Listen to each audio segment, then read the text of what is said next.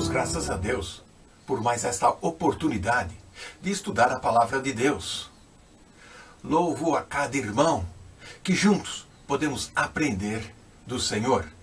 Colossenses 3, no verso 5, mortificai, pois, os vossos membros que estão sobre a terra, a fornicação, a impureza, a afeição desordenada, a vil concupiscência e a avareza, que é a idolatria.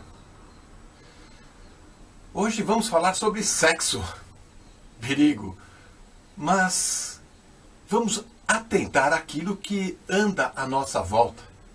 O mundo que vivemos hoje, e principalmente aquilo que a sociedade e a mídia tenta imprimir, colocar como estilo de vida, como filosofia moderna.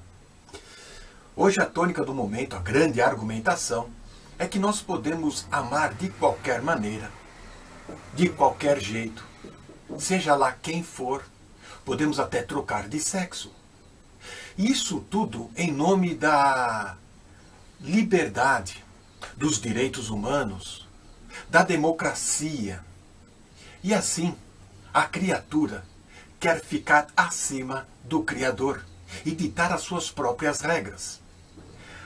Nesse texto de Colossenses 3:5, o apóstolo Paulo traz advertências sobre a natureza humana, sobre os desejos pecaminosos que estão dentro de cada um de nós e que nos levam a consequências terríveis que a imprensa nunca vai noticiar, que você nunca vai assistir na televisão, a desgraça de ter uma vida licenciosa.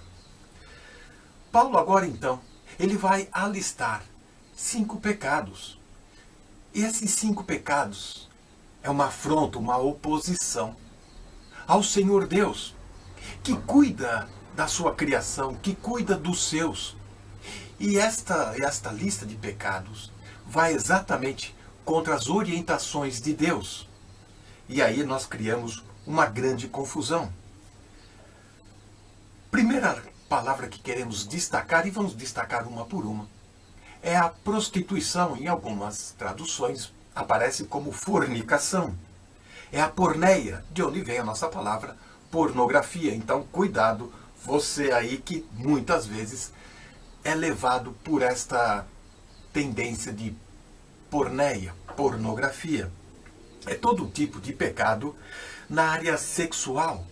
Todo tipo de pecado que inclui infidelidade conjugal, desvios e práticas obscenas. Veja que este perigo, este pecado que é alertado pelo apóstolo Paulo, ele é por várias vezes, em outras cartas, também notificado.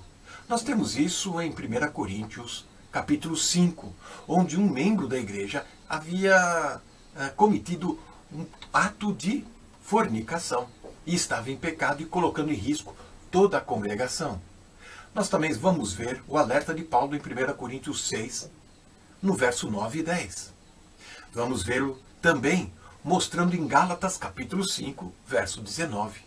E Efésios capítulo 5, verso 3 até 5. Com estes textos, dá para perceber que Paulo está clamando, ele está alertando de forma intensa sobre este perigo. E este perigo, ele afeta, na verdade, não só consequências na família, na sua profissão, na sua reputação, mas também afeta a sua saúde mental. A impureza que aparece aqui no verso 5 de Colossenses 3 é o pensamento da perversão, é a intenção moral, é o cultivo de pensamentos impuros que muitas vezes acalentamos e tem origem nas práticas de prostituição e lascívia, luxúria, estas impurezas que cativamos. Outro dia vi no Facebook, agora não vou lembrar a fonte, mas a frase ela era impactante. Dizia o seguinte: em público, cuidado com a língua. Em privado, cuidado com os pensamentos. E é exatamente estes pensamentos que atraem, que nós alimentamos e que nos leva para a impureza, nos leva então para a perversão e intenção maligna. O Senhor Jesus, em Mateus capítulo 15, no verso 19, ele diz que do coração procedem os maus pensamentos. Portanto, precisamos vigiar o nosso coração, vigiar a nossa mente. Se deixarmos, nos levará para as trevas, nos levará para o maligno. Por isso, precisamos encher a nossa mente com a palavra de Deus. A prática destes atos ilícitos levam a pensamentos viciosos. E aí é um labirinto. E para você sair, leva tempo. E você vai precisar de ajuda. Afeição ou apetite desordenado. O que vem a ser isto? Pathos é a palavra do original. Pode ser traduzido como paixão lasciva. É algo, uma paixão forte, ardente. É um desejo intenso que domina as pessoas. Domina de tal maneira que você é levado como uma correnteza do mar. Mesmo muitas vezes você achando que não é normal, que não é legal, que não é próprio. E você acaba sendo levado e conduzido. Romanos, primeiro capítulo, verso 26 e 27, alerta exatamente sobre o apetite desordenado. São palavras fortes de paixão infames que nós encontramos no texto. Romanos 1, 26, lemos assim: por isso Deus os abandonou a paixões infames, porque até as mulheres mudaram o uso natural, no contrário à natureza. E semelhante também, os homens, deixando o uso natural da mulher, se inflamaram em sua sensualidade uns com os outros. Homens com homens, cometendo torpeza, recebendo em si mesmo recompensa que convinha ao seu erro. O homossexualismo, ou desejos sexuais sem controle, é o que Paulo está alertando aqui, que traz consequências, que traz recompensas desastrosas. Seguindo aqui a nossa lista, nós vamos encontrar a vil concupiscência. O que vem a ser esta vil concupiscência? O texto de Tiago, capítulo 1, no verso 14, nós lemos que, mas cada um é tentado quando atraído e engodado pela sua própria concupiscência. Concupiscência é o desejo intenso, impróprio, ilícito, que almejamos demais. E é alertado pela palavra de Deus. Esta palavra em Tiago 1,14, engodado, quer dizer seduzido. É um termo de pescador. O pescador coloca na sua isca algo atraente, algo apetitoso para prender, para conquistar a sua presa, que é atraída, que ela é seduzida, ela é envolvida, mas por baixo deste engodo, desta atração deliciosa, está a morte. Portanto, fica aqui a orientação para você não ser atraído para a morte diante da beleza, diante da sensualidade, diante da erudição.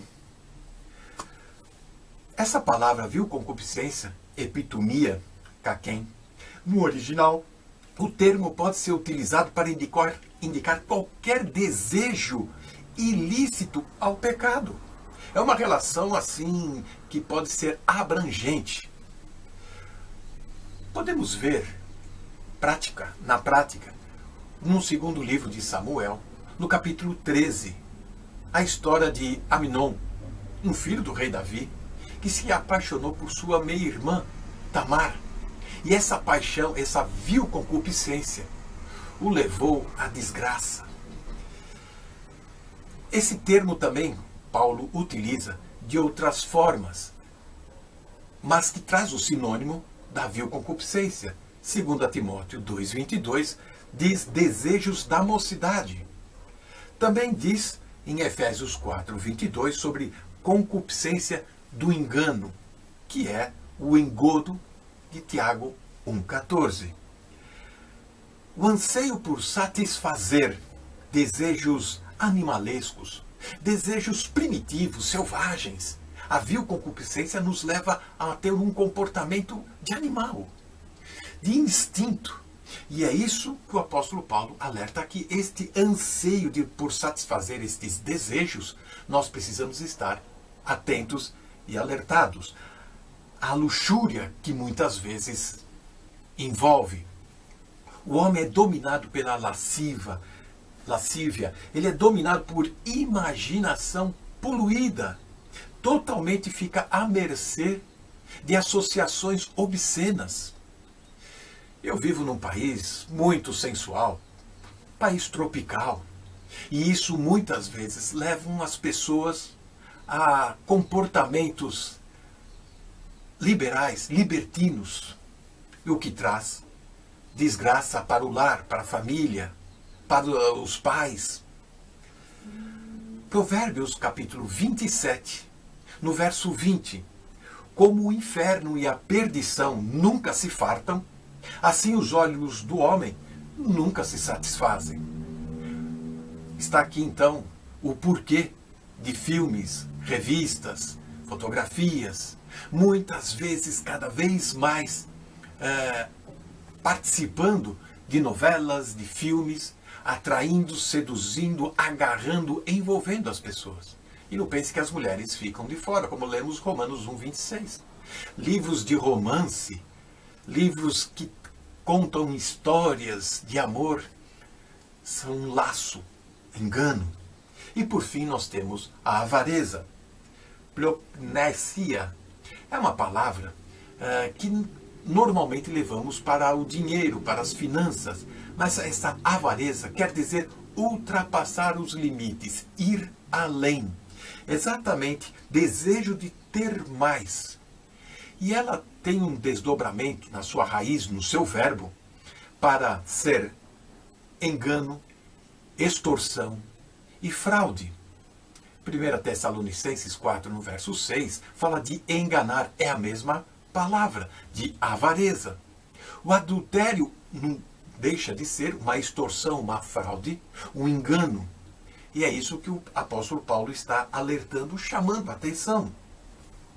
É característica desta indulgência sexual que leva a sermos obscenos de uma maneira doentia cada vez mais. E a sociedade aceita isso como uma escolha natural. Meu corpo, minhas leis, diz a filosofia humana, mas nunca a palavra de Deus. Agora, quando a piedade é rejeitada, a concupiscência da carne incentiva cada vez mais. Não demora muito para que o sexo, sim, ele seja adorado e fique no lugar do Deus verdadeiro. E isso é idolatria. Tudo aquilo que ocupa o lugar de Deus é idolatria. Somos livres para escolher? Sim, somos livres para escolher. Porém, nós temos que ter responsabilidades, pois as nossas escolhas, aquilo que nós decidimos, vai trazer consequências. Portanto, nós precisamos estar atentos à palavra de Deus e seguir o conselho do sábio Salomão, que diz lá em Provérbios 9, no verso 6, deixai os insensatos e vivei, andai pelo caminho do entendimento. Que o Senhor nos dê força e nos dê sabedoria. Amém. É com alegria que nós estamos uma vez mais a estudar a palavra de Deus e depois de termos ouvido esta brilhante explanação por parte do nosso irmão Alberto Veríssimo, uma exposição tão clara, tão abençoada, eu estava inclinado a nem dizer nada e deixar ficar a coisa por aqui, porque de facto foi muito bom aquilo que nós acabamos de ouvir. De qualquer das maneiras, gostava de dizer alguma coisa mais, não para acrescentar aquilo que o nosso irmão Alberto Veríssimo disse, mas para podermos refletir sobre um outro ângulo estes mesmos versículos. E eu gostava de começar por ler a passagem que diz: mortificai, pois, os vossos membros que estão sobre a terra, a prostituição, a impureza, o apetite desordenado, a vil concupiscência e a avareza, que é idolatria. Portanto, Colossenses capítulo 3 e versículo 5. Eu gostava de começar por dizer que nós podemos olhar para esta lista que começa com a prostituição e ele diz para nós mortificarmos os nossos membros que estão sobre a terra e começa com a prostituição e depois diz a impureza, o apetite desordenado, a vil concupiscência e a avareza, que é a idolatria. Eu queria referir que quando nós lemos aqui acerca da prostituição, o que nós lemos a seguir é aquilo a que nós podemos chamar a cadeia de motivos da prostituição. Nós precisamos de ver que há aqui claramente uma cadeia de motivos na prostituição. Não se cai na prostituição assim, caindo simplesmente. Há motivação que conduz à prostituição. E há uma cadeia de motivação que conduz à prostituição. E o primeiro elo desta cadeia que conduz à prostituição é a impureza que nós temos aqui nesta passagem. Mas antes disso eu gostava de começar por dizer que o sexo de facto é bom, o sexo foi instituído por Deus, mas o sexo é bom dentro dos parâmetros que Deus o estabeleceu. Ele estabeleceu regras e é na sua palavra que nós vemos essas regras. Se nós obedecermos às instruções de qualquer jogo, o jogo vai correr bem. Se não respeitarmos as instruções do jogo, o jogo poderá acabar muito mal. É assim nos jogos, nas modalidades desportivas, por isso é que existem instruções para serem seguidas. É assim também no âmbito da condução automóvel e da condução na aviação, na pilotagem e na navegação marítima. As regras são para ser respeitadas. E quando se não respeitam as regras, o acidente pode estar iminente e pode ser catastrófico. É assim na questão da sexualidade. O sexo é bom dentro dos limites do casamento. Fora dos limites do casamento, o sexo é perigoso, pode trazer danos físicos, morais, espirituais, pode trazer danos totais, por vezes catastróficos, por vezes sem remedio nesta vida, e a Bíblia avisa-nos para termos cuidado. O sexo, portanto, é bom, não é, como diz a Igreja Católica, apenas para a reprodução de filhos. Isso é uma diminuição da dimensão que Deus atribuiu ao sexo. O sexo é para que o casal possa ter prazer também no casamento, mas é para funcionar no âmbito do casamento.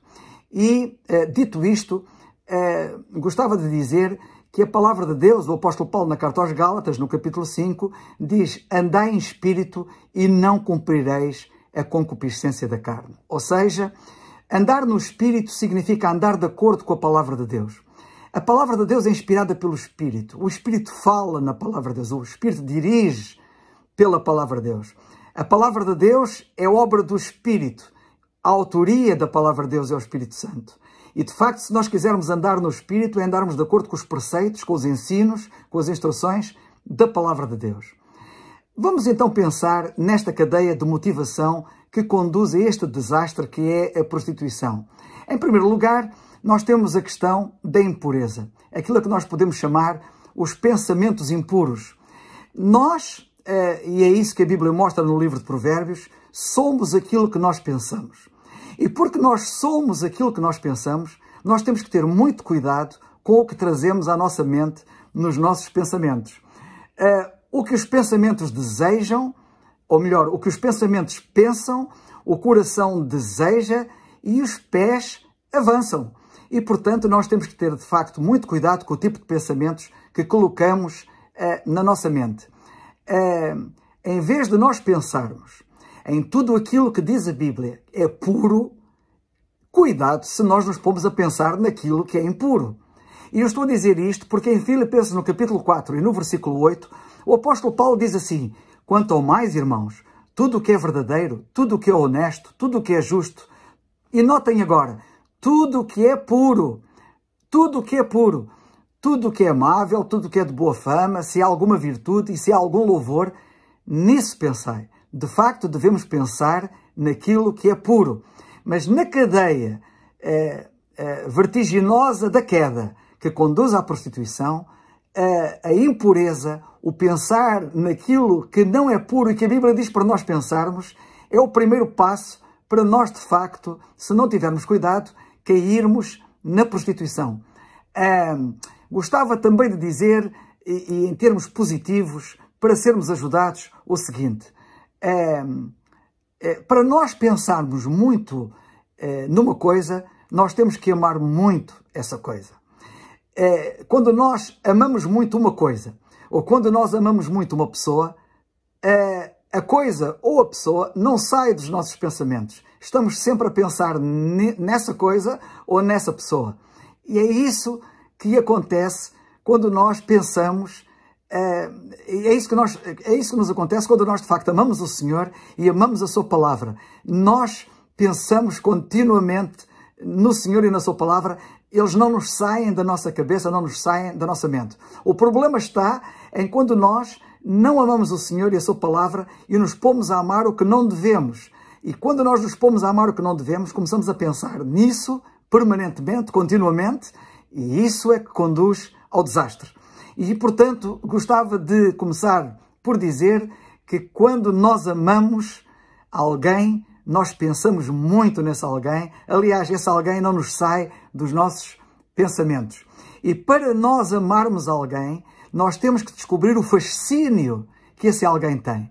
Quando nós vemos o fascínio que é o Senhor, quando vemos o fascínio que Ele representa, que Ele é, e a sua palavra, de facto, nós amamos-los e nós só pensamos na sua palavra e no Senhor. Por isso é que o apóstolo diz, tende cuidado naquilo em que vocês pensam. Tudo o que é puro, pensai em tudo o que é puro. E, de facto, nós sabemos que nada mais é puro do que o Senhor e do que a sua palavra, que também é chamada pura nas Escrituras. Os pensamentos impuros nesta cadeia vão gerar outra coisa. Vão gerar um apetite desordenado. Se nós temos pensamentos impuros, a cadeia começa a desencadear-se e isto vai desembocar em apetites. Mas apetites sem ordem, apetites desordenados. E o apetite fica fora de ordem e surge quando é introduzido nele um apetite estranho, um apetite fora do normal. E isto descoordena tudo, descontrola tudo, desordena tudo. E qual é o apetite que de facto é esperado ver em cada um de nós? O apetite que é esperado ver em cada um de nós é aquilo que o apóstolo Pedro diz, que é o desejo afetuoso. Que como meninos novamente nascidos, temos este desejo pelo leite racional, não falsificado, da palavra de Deus, para por ele irmos crescendo. De facto, o nosso crescimento acontece quando existe este apetite pela palavra de Deus, quando aparece este desejo pela palavra de Deus, é isto que produz o crescimento. O contrário acontece. Se nós não temos este desejo, o que vai acontecer, e temos outros desejos que não este desejo, o que vai acontecer é exatamente o contrário. Nós vamos ser conduzidos ao retrocesso, vamos estagnar, pior, vamos retroceder, vamos ficar raquíticos, anões espirituais e não crescemos.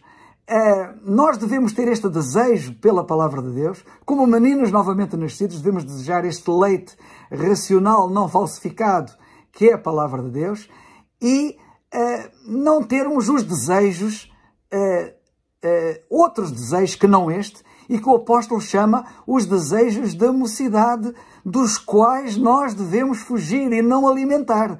O que nós devemos alimentar é, de facto, estes desejos que o apóstolo Pedro refere, este desejo afetuoso pela palavra de Deus. É interessante reparar que quando nós temos este desejo pela palavra de Deus, o tipo de desejos, o tipo de apetite que nós passamos a ter é aquele a que o apóstolo Paulo tantas vezes refere nos seus escritos, nas epístolas que ele nos dirige. E eu queria chamar a vossa atenção para alguns desses desejos que ele expressa, ou desse apetite que ele tinha. O desejo de partir e estar com Cristo, dizia ele, é muito melhor. Lemos isso, e ele fala disso na carta aos Filipenses, no capítulo 1 e no versículo 23. desejar, dizia ele, ser revestido da habitação que é do céu, desejar deixar este corpo para habitar com o Senhor. Diz ele na segunda carta aos Coríntios, no capítulo 5 e nos versículos 2 e 8. Também ele fala, e isto também é muito importante, em desejarmos ser-lhe úteis. Que desejos tão melhores do que os desejos da mocidade que conduzem à destruição, que conduzem à prostituição? Diz ele, desejamos ser-lhe agradáveis. Também fala ele nisso. Desejamos ser-lhe agradáveis, cumprindo o desejo da sua bondade. E ele diz isto, desejando ser-lhe agradáveis, no capítulo 5 e versículo 9 da segunda carta.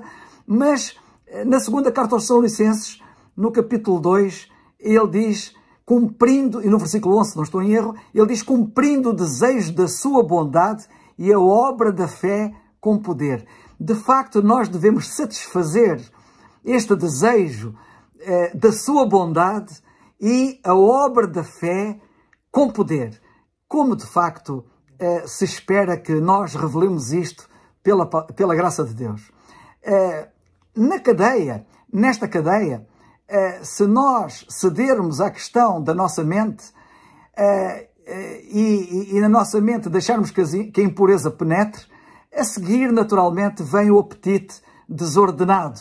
E depois do apetite desordenado, se cedemos nisso, nesta cadeia aparece a seguir a concupiscência, que ele diz que é a vil concupiscência. A situação agudiza-se e transforma-se naquilo a que nós podemos chamar, que é isso que quer dizer concupiscência, desejos incontroláveis, desejos descontrolados, desejos muito fortes. A concupiscência é um desejo muito forte, difícil de resistir. E, de facto, se nós cedemos nesta cadeia da descida, acabamos por perder o controle total e sermos conduzidos por desejos muito fortes aos quais dificilmente podemos resistir, que é chamada vil concupiscência. Por isso diz o apóstolo, andai em espírito, na carta aos Gálatas, no capítulo 5 e versículo 16, e não cumprireis os desejos da carne. Portanto, nós temos que, de facto, atermos-nos à palavra de Deus, que é assim que se anda em espírito, para não cumprirmos os desejos da carne, que não é isso que se pretende. Tiago diz que a concupiscência da carne, que a concupiscência gera o pecado, em Tiago no capítulo 1 e versículo 15. E é curioso que quando ele diz que gera o pecado, entenda-se o pecado como o pecado original, que é o pecado do orgulho. A concupiscência gera o orgulho, o pecado. O pecado, por excelência, é o orgulho. Pecado que é o pecado de Satanás, que diz Pedro que a corrupção que há no mundo, que existe no mundo, existe pela concupiscência. Foi, de facto, a concupiscência que gerou o pecado que há no mundo, no dizer de Pedro. E quando nós olhamos para a palavra de Deus e vemos o pecado do orgulho, foi gerado por esta concupiscência de Satanás, quando ele disse, eu serei, ele tinha o desejo de ser como Deus e de colocar o seu trono acima do trono do Altíssimo, etc., como lemos em Isaías, no capítulo 14. Mas a Bíblia diz, e o mundo passa, e a sua concupiscência, mas aquele que faz a vontade de Deus permanece para sempre. É este o caminho que nós, de facto, devemos seguir. E nesta cadeia, a cadeia termina com a avareza, que diz o apóstolo, a idolatria. Este é o resultado final, a avareza. E o que é que a avareza tem a ver com isto, com esta cadeia? Tem muito. Porque a avareza é o querer mais. É o querer mais. E querer cada vez mais. E é o querer cada vez mais, não apenas no âmbito material, e geralmente as pessoas que querem cada vez mais no âmbito material e no âmbito do dinheiro dizem-se que são avarentas, porque elas só querem mais e mais e mais e mais, e é um desejo que não para de querer mais, mas também se aplica ao desejo dos prazeres.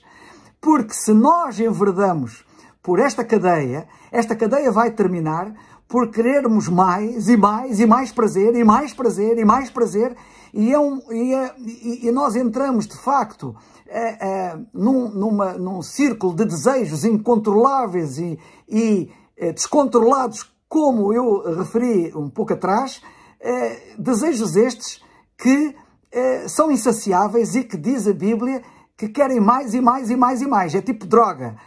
Ficamos viciados. E diz a Bíblia que esta avareza é idolatria. Porquê? Porque cada vez mais e sempre nós estamos com os olhos focados nisso, tirando os olhos do Senhor. E aquilo que ocupa o lugar que o Senhor deve ter torna-se num ídolo. E transformamos esse tipo de vida em verdadeira idolatria. Nos dias de Paulo, para concluir, gostava de dizer que a perversão sexual era dominante.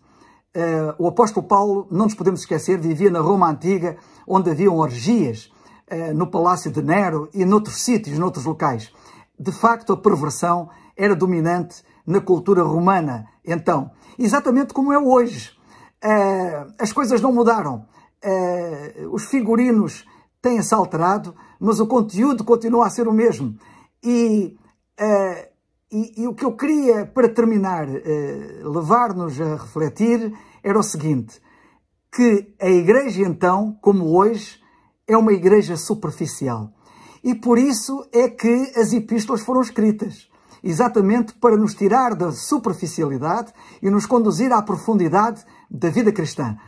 As igrejas eram superficiais ontem, como são hoje. E depois tornavam-se, então, como agora, permissivas na questão da moral. Que é isso a que nós estamos a assistir nos dias que nós estamos a viver. E tornaram-se também negligentes. Este é um aspecto que aparentemente não tem muito a ver, mas tem com o assunto que estamos a abordar.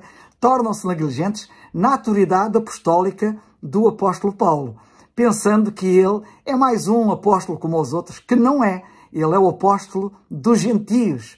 E ele diz que magnificaria o seu apostolado enquanto vivesse. E é pena e triste que muitos não vejam que o apóstolo Paulo é o apóstolo da dispensação da graça, porque a dispensação da graça que estamos a viver foi-lhe dada a ele. E devíamos olhar com muita atenção para os seus escritos, para os seus ensinos, também no que diz respeito à moral, também no que diz respeito à nossa conduta, porque se nós quisermos andar no Espírito, devemos andar de acordo com a revelação da palavra de Deus, bem manejada, que ele tanto defendeu. E dessa forma seremos poupados a tanto sofrimento, a tanta tristeza, a tanto desastre. Que Deus nos abençoe. Ora então, irmãos, eu queria mandar um abraço a todos e gostava de partilhar convosco um pensamento, um breve pensamento em relação à escritura que nós estamos a considerar, a estudar, que é a carta aos Efésios no capítulo 3 e a partir do verso 5, o apóstolo Paulo ele começa-nos de facto a falar em relação a determinadas manifestações, determinadas ações que não, digamos que não se coadunam com a nossa nova posição, na posição que nós temos de facto em Cristo Jesus. E portanto ele fala-nos em relação inclusivamente ao relacionamento que nós devemos ter uns com os outros, assim como em relação ao relacionamento que devemos ter com as pessoas que de facto nos rodeiam, digamos que a nossa posição neste mundo. E não devemos de facto esquecer, irmãos, que a nossa posição neste mundo é muito importante. O Senhor nos tem aqui com um objetivo e acima de tudo, com um ministério. E esse ministério é o ministério da reconciliação. Portanto, que o Senhor nos ajude, a todos nós como filhos de Deus, a assumirmos de facto este nosso ministério que o Senhor nos tem dado, no sentido de o Senhor possa usar cada um de nós conforme a sua vontade, no sentido de não só através do nosso falar, mas também e acima de tudo, através do nosso viver, nós possamos manifestar a nossa posição que temos de facto em Cristo Jesus. E, portanto, nesta nossa posição em Cristo, há determinadas manifestações que não são aceitáveis, digamos assim, que elas realmente possam acontecer. E não são aceitáveis porque são de manifestações que fazem parte do nosso passado, fazem parte da nossa velha natureza.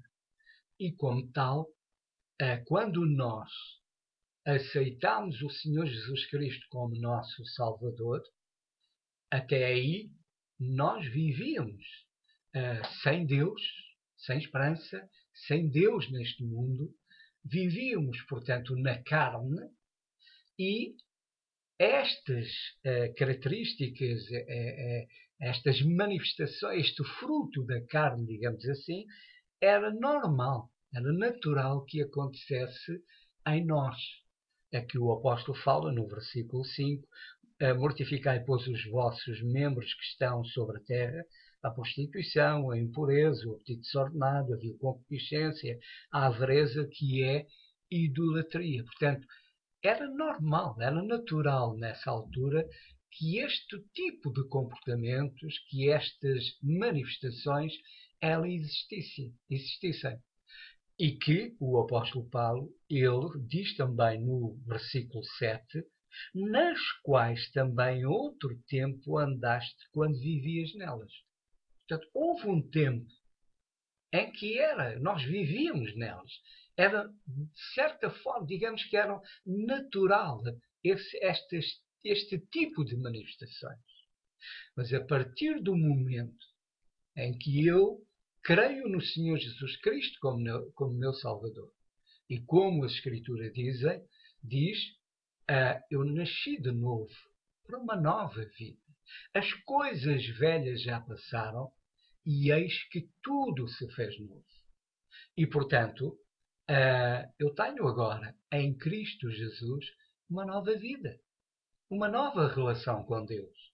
E nesta nova vida, nesta nova relação com Deus, estas características, estas manifestações, determinados comportamentos já não são normais, já não são aceitáveis eles existirem, de facto, na minha vida. E porque também, conforme o apóstolo diz no versículo 6, pelas quais coisas vem a ira de Deus sobre os filhos de desobediência. Portanto, são manifestações que são contra os valores, os princípios de Deus. São manifestações que Deus condena. E, portanto, se são manifestações que Deus condena, logo não é aceitável que elas continuem a existir de facto na minha vida. Por outro lado, irmãos, é importante também nós percebermos que nós, e o apóstolo Paulo, ele, no versículo 5, ele começa, e já temos falado acerca disso, que ele fala em mortificar, em manter morta, de facto, a nossa velha natureza. Não pensemos, irmãos, e nunca é demais, de facto, reforçar esta ideia, esta verdade. Não pensemos que por nós mesmos nós vamos conseguir fazer isto. Nós vamos conseguir manter a nossa velha natureza, a manifestação da carne, vamos conseguir mantê-las neutralizadas. Por nós mesmos não vamos conseguir isso. Quantas vezes, e eu falo por mim, e certamente cada um de vós terá a mesma experiência, quantas vezes depois de fazer alguma coisa que nós temos a consciência nos acusa e a palavra de Deus nos mostra que estava errada, que não devíamos ter feito, e quantas vezes nós dizemos, eu não volto a fazer isto, eu não volto a fazer. O que é certo é que quando nós estamos confiados na nossa força, estamos confiados na nossa sabedoria, é evidente que mais tarde ou mais cedo voltamos a cair. A única forma de nós conseguirmos vencer, a única forma de facto, conseguirmos que a nossa carnalidade ela não se manifeste é no poder do Senhor. É única e exclusivamente no poder do Senhor. É deixarmos que o Espírito Santo faça a sua obra em nós e nos leve a aproximar-nos cada vez mais do Senhor. Porque é, de facto, no Senhor que nós somos vencedores. É no poder do Senhor que nós realmente somos vencedores. Não é no nosso poder, não é na nossa força. Por isso, a importância, a necessidade que nós temos de compreender que somos vencedores com o Senhor. Por nós mesmos, nada conseguiremos, mas antes, pelo contrário, a nossa vida será de facto um fracasso se nos afastarmos do Senhor, se confiarmos na nossa força, no nosso poder e desprezarmos a força e o poder de facto do Senhor. Se tal acontecer, então nós vamos ver estas manifestações, porque dessa forma nos vamos afastando do Senhor e vamos aproximando da nossa velha natureza e que ela começa a despontar novamente e começa de facto a surgir determinados pensamentos, determinadas manifestações que são de facto manifestações da carne, que sobre as quais, como diz a palavra de Deus, vem a ira do Senhor, vem o castigo do Senhor.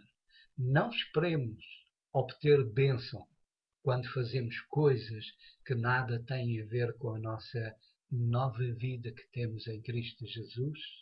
Não esperemos obter bênção quando de facto deixamos que manifestações que são da carne elas possam voltar a existir na nossa vida. Nunca haverá bênção, mas antes pelo contrário, haverá penalização para o nosso lado e também serão penalizados aqueles que efetivamente vivem à nossa volta. O apóstolo Paulo, ele neste versículo 5, ele fala de determinadas manifestações. Mortificai, pois, os vossos membros que estão sobre a terra, e a primeira delas é a prostituição, a impureza, o apetite desordenado, a prostituição. A prostituição, como nós sabemos, é um ato sexual. E prostituição é tudo aquilo o que é praticado fora do casamento.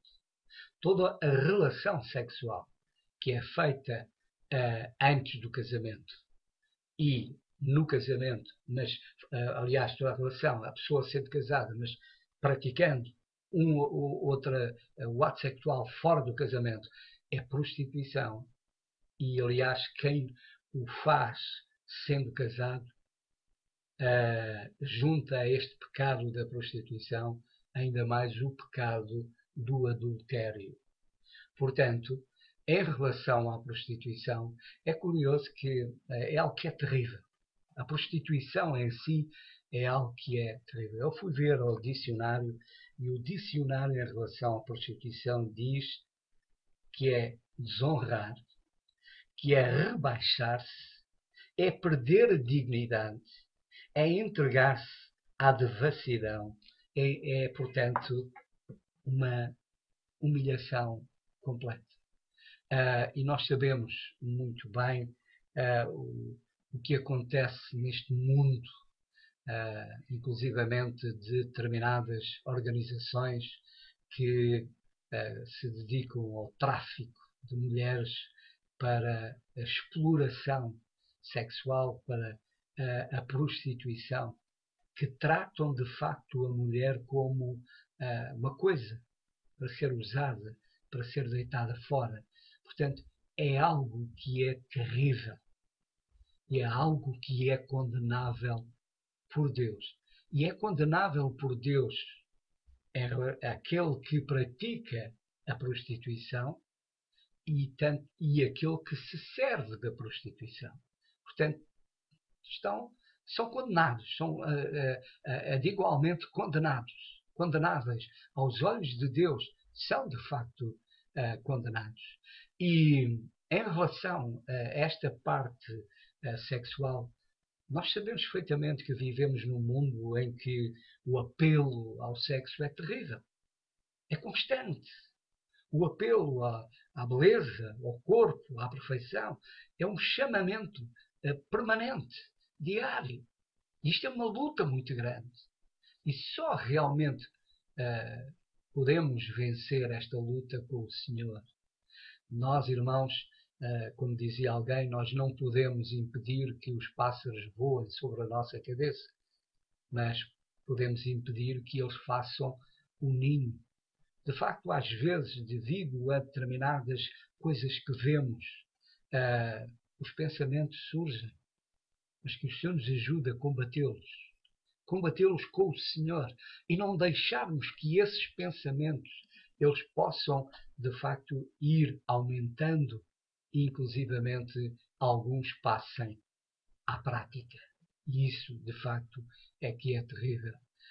E por isso, irmãos, é um combate tremendo, é um combate que é diário, é uma luta que é diária. Há uma coisa também que gostava de dizer em relação na palavra de Deus, fala muito, temos muito a aprender em relação àquilo que Deus diz em relação à prostituição. Mas Deus ama as prostitutas. Deus ama-as. Deus quer salvá-las. Nós temos uma nas Escrituras que foi salva. Deus ama o pecador. Deus condena a sua prática, condena aquilo que ele faz. Mas o amor de Deus para com todos os pecadores, ele é igual. Deus amou o mundo de tal maneira que deu o seu Filho unigênito para que todo aquele, independentemente daquilo que faz, daquilo que é, desde que creia com verdade e sinceridade no seu coração no Senhor Jesus Cristo, esse será salvo. Mas, de facto, irmãos, isto é um problema e que só com a ajuda do Senhor nós realmente conseguimos ultrapassar. A palavra de Deus, no livro de Provérbios, em relação à prostituição, diz que em relação à prostituição, à prostituta, que ela é uma mulher que é tola, alvoroçada, e mal daqueles que se deixam levar por esta loucura, por esta tolice, por esta situação. Portanto, que o Senhor nos ajude a combatê-la. Por outro lado, existe também a prostituição espiritual. Existe também a prostituição espiritual. Esse foi também um dos problemas da nação de Israel. Porque se deixou levar pela idolatria dos outros povos. Se deixou levar por aquilo que, de facto, as práticas dos povos que viviam à sua volta, se deixou levar e, quando deram conta, estavam a cometer os mesmos pecados, a cometer as mesmas falhas. E, irmãos, o Senhor é muito zeloso daquilo que é seu. O Senhor é muito zeloso daquilo que é seu. Nós, em relação a isso, poderíamos ler, mas em Jeremias, no capítulo 3, e verso 9, no capítulo 13 e verso 27. Mas o que importa aqui nós termos bem presente, irmãos, é que o Senhor nos comprou. Somos dele. E somos totalmente dele. Seja em relação ao seu povo terreno, seja em relação ao seu povo celestial, à igreja, o Senhor é zeloso daquilo que é seu e não quer partilhá-lo com mais ninguém. Da mesma forma que entre marido e mulher, certamente o marido não quer partilhar a mulher ou vice-versa com alguém, porque é a sua esposa, é o seu marido, é seu, pertence. E, portanto, também a Igreja do Senhor, que foi comprada por bom preço. E esse preço foi o sangue do Senhor Jesus, ali realizado na cruz do Calvário. E, portanto, somos totalmente do Senhor. E Ele é o único que é digno de receber da nossa parte todo o louvor, toda a adoração, todo o serviço. Ele é o único que é digno. E, portanto, quando nós damos a outrem aquilo que pertence ao Senhor, então estamos a adulterar, estamos a prostituir, quando de facto estamos a dar, não é necessário o curvar-se perante as imagens.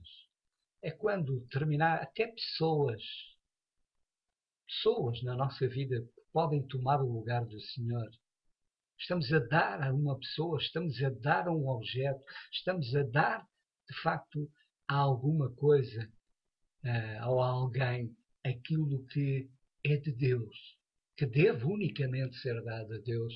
É evidente que o Senhor não se agrada disso.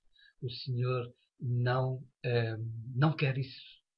Somos dele e quer que de facto sejamos totalmente dele. Em relação a isto, em relação à prostituição, na primeira carta aos Tessalonicenses, no capítulo 4 e verso 3, o Senhor diz: porque esta é a vontade de Deus, a vossa santificação, que vos abstenhais da prostituição. Esta é a vontade de Deus. Qual é a vontade de Deus? A nossa santificação. Somos dele. Somos separados para ele, para o amarmos, para o servirmos, para o louvarmos. Somos dele totalmente.